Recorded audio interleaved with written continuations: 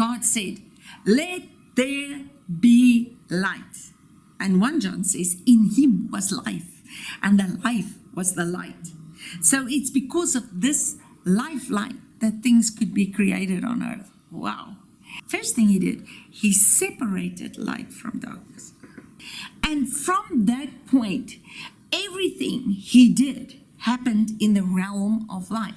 So when he separated light and darkness, this is realms. Now he says on day 1, God made light and he separated darkness, and he called light day and he called darkness night. Now please, day in God's vocabulary in the spirit is not 24 hours as we. Day is more a concept of time, a period of time, because it's like when we speak the day of Adrian Boshoff, I think of my dad's whole life. The day of Trump, it's when he was in. Do you understand? It's a concept. So day 1 is a time concept. Light day is a realm concept. So everything from that point happened in the realm of light. God didn't put anything in darkness. Darkness creeped into light because darkness always tries to steal and get away from light. But this is also the purpose for creation, because darkness was on the face of the earth first. And God said, I'm not going to tolerate this. I'm going to bring this whole creation and we're going to bring light into this darkness. So here we find the purpose of God. Now we have to understand that the purpose of God is now found inside of us. Now, when God made the heaven and the earth, note, he never changed anything in heaven. Heaven is perfect. The problem was on earth. And he separated darkness, and now he created everything in the light life. So he actually planned that everything will be like that. But we know something happened to this realm. So on the second day, he separated waters from waters. In Genesis 2, we know that the earth was watered with the mist from the earth. And in day 3, he put plants there and he separated land from sea. Now, if you can see, this is all principles and laws of nature that came into place. And when he separated water from water, he called that a firmament, but he also calls that heaven. So he has already made heaven. So on earth, he made another heaven, which we call sky. Remember, Genesis 2 talks about the heavens, and I will show you now that there's 3 heavens. Now we have to understand all the numbers too. 3 is the number of God, 4 is the number of earth. So for 4 days nothing was created, yet there was 3 heavens set in place. This is amazing. So 4 plus 3 is 7, and we know there's 7 days of creation.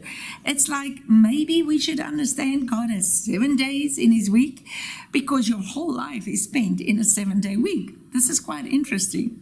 So now, on day 3, he separated land from sea and he made vegetation, and there was no sun. There was no photosynthesis. Because if we can just catch it, when Paul was knocked off on the ground, a light brighter than the midday sun shone on him. Wow, was that not awesome? So the sun was nothing compared to this. And if we read John, he says, in him was life. So this life sustains us. What? The plants didn't even need the sun. Why was the sun made? Now, on day 4 was a firmament put on heaven. And this firmament is also called heaven. We call it space. So there was the sun, the moon, and the stars. And he actually tells us the purpose of the sun, the moon, and the stars. It would be for times, seasons, and years, and days, and signs. The sun will be for a sign. All the elements of heaven will be for signs. And we know especially if you go into heathen nations, they always are very superstitious about the heavenly elements because they are made for signs. This is why a star announced the birth of Jesus. And in Numbers, Balaam saw the star. Come on, we know the stars. And I just think people take it too far a bit sometimes. But they are for signs and seasons because they started time. This is when time started, only on day 4. Then day 5 was fish and birds made. On day 6 was animals. And finally, man was made. And on day 7, God rested. So why was man made? Man was made to take control of everything, but he was only made last. Please note this. So up to time, there was 4 days. And from day 4, there was 3 days yet left for day 7. This is principles laid down for the whole of creation, and it's very, very important that we understand it. Now, that is on day 1, and amazingly, every time God said, it was good, it was good. Now, the writer of the book, he was on the mountain with God 2,500 years after Adam actually lived on the earth. And he said, show me your glory. What was that? That was what Adam lost, fell short of. Adam was unclothed. He came short of the glory. Now, 2,500 years, Moses comes and he says, show me your glory.